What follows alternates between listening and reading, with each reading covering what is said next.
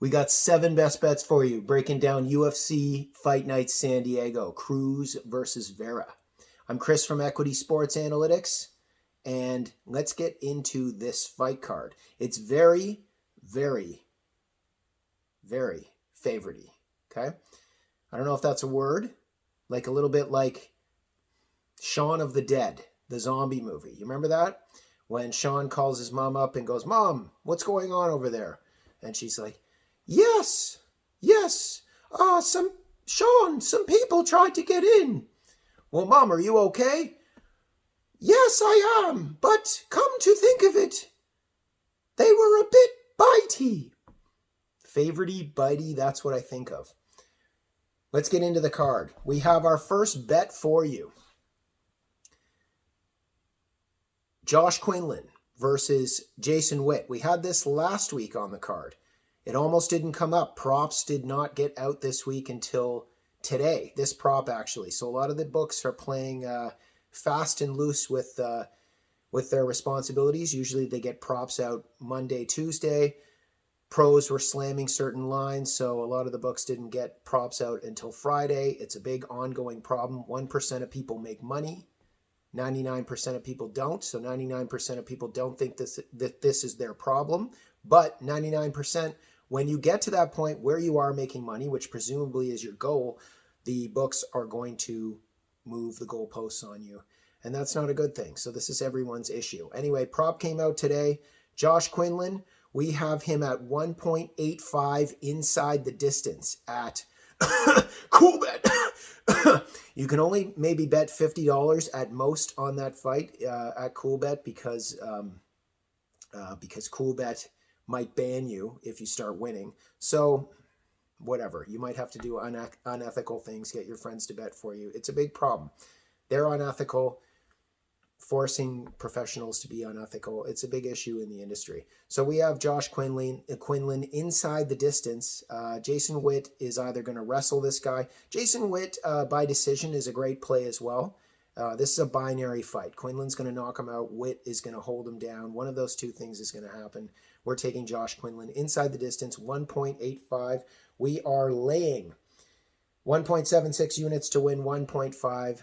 Josh Quinlan. Next fight, we have parlay of the week. We have Lupita Godinez versus Angela Hill. We think she's going to win. Martin Buday versus Brzezinski.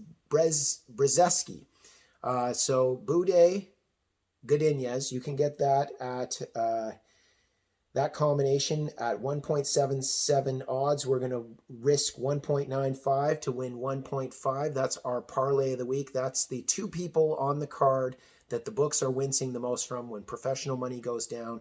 A lot of the square books don't want to take that action, or they move their line immediately. Second parlay. This is a fight. Ode Osborne is going to probably win a decision or a late finish of Tyson Nam. So that's the first leg of this second parlay. And then the Gabriel Benitez versus Ontiveros under 1.5. Okay, so you can get that parlay. The under 1.5 is juiced at 1.46. And then the Ode Osborne is around 1.4 at a lot of the books. You can combine those two things to, to get 2.06 odds. We are laying 1.5 to win 1.59. That's our second parlay. Fourth bet, we have Gabriel Benitez inside the distance. He's going to beat Charlie Ontiveros. That's his main win condition. We found Gabriel Benitez at Coolbet at 1.60 odds inside the distance. We're going to lay 2.5 units to win 1.5. Gabriel Benitez inside the distance versus Charlie Ontiveros. Fifth fight, we have the new girls. So hard to pronounce. We have Yasmin Jauregui, I think that's how you pronounce it, versus Yasmin Luceno. Okay, Jauregui is an 8-0 fighter. She's a great striker. Luceno is a grappler. We think that this fight is not going to go to decision. Okay, so quickly grabbing my notes here. Excuse me. We have 76% of these fighters' finishes. 76% of these fighters' fights have finished inside the distance. They're pro fights. 76%. Okay, all we need to do if we bet this fight doesn't go, we get 2.3 odds, implied odds. So it means that 43% of the time, if we can hit this bet 43% of the time, fight doesn't go, we can break even. 76% of their fights have finished inside the distance. So there's about a 33% positive EV gap. Now, it's a little less than that because fights not in the UFC are more likely to finish inside the distance because, of course, the competition level raises at the highest level, the UFC.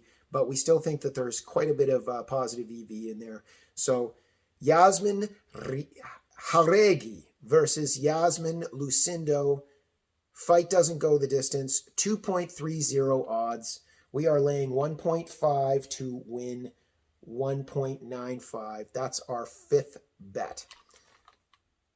Number sixth bet here. We have Bruno Silva versus Gerald Meerschaert. Okay, so Gerald Meerschaert, veteran, possibly the greatest submission artist of all time in the middleweight division, and up there with Charles Oliveira as the best submission artist possibly in the UFC ever. He's a veteran. We think that this is a nightmare matchup for him. Bruno Silva, unless you are Alex Pereira or Israel Adesanya, Bruno Silva is a nightmare matchup for everyone. Okay, Silva is a guy who is he's got an endless gas tank, which is extremely unusual for someone with the power that he possesses. He's also a black belt in jiu-jitsu, so he knows what to do if Meerschaert somehow gets him to the ground. Meerschaert's not a great wrestler, but if there's a fall or something and Meerschaert ends up on the ground with Silva, Silva might be able to protect himself. Silva has 15 minutes to find the chin of Meerschaert. Meerschaert, we think, is chinny. You can get Bruno Silva inside the distance at 1.67 at some of the books. We are laying 2.25 units to win 1.5. That's Silva's main win condition. He's juiced at 1.33 at a lot of the books. So, you're talking about 4-1 odds, something like that, to take Silva on the money line. Take his major win condition. You can get 1.67 Silva inside the distance. We think that he's going to knock out Meerschaert. Okay, last but not least, we have Priscilla Kashware versus Ariana Lipsky. Lipsky is the queen of violence. Priscilla Kashware is the zombie girl. Okay, this is a great matchup of nicknames. These two were scheduled to fight last week, but things got canceled. Lipsky had a bad weight cut. I guess she wasn't medically cleared. We think that this fight, again, is not going to go to decision. I'm going to check my notes here. We have Lipsky and Kashware. Out of their 36 professional fights, 44% have gone to decision. So that means 56% of their professional fights have finished. We are getting 2.43 odds at under 2.5. That's our play. Under 2.5 in this fight. You can get 2.43 odds at Pinnacle. We think this is great value. This is at least a 50-50 fight as far as whether it's going to go to decision or not. You're getting that positive EV of 43% gross up in terms of that price.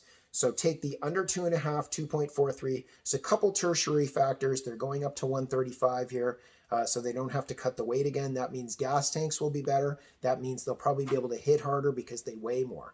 Why does gas tank matter? Well, a lot of times if this is a 3-round stand-up war, the third round, you just lose the third round in terms of knockout power because the girls are tired. Well, they won't be rock'em sock'em robots with their batteries draining in the third round. They're still going to be relatively fresh. So we have 15 minutes to get a knockout here. These two girls are very violent and they have poor striking defense. Lipsky has the added advantage of having a great ground game, and she might be able to submit Kashware. That's why she's a 2-1 favorite. I think they're very similar on the feet. Kashware's got the power and the low volume. Lipsky has the high volume and the power.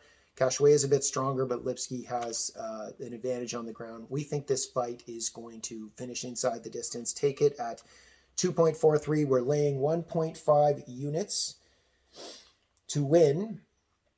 1.5 units we are laying. Let's find it here. Lipsky.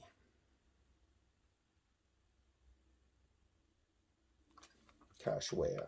We are laying 1.5 units to win approximately 2.5, and that's how we're doing that. So that's 7 best bets. Keep those unit sizes small, folks. This is a long-term game, and always remember that friends don't let friends gamble. Without math, we'll see you next week.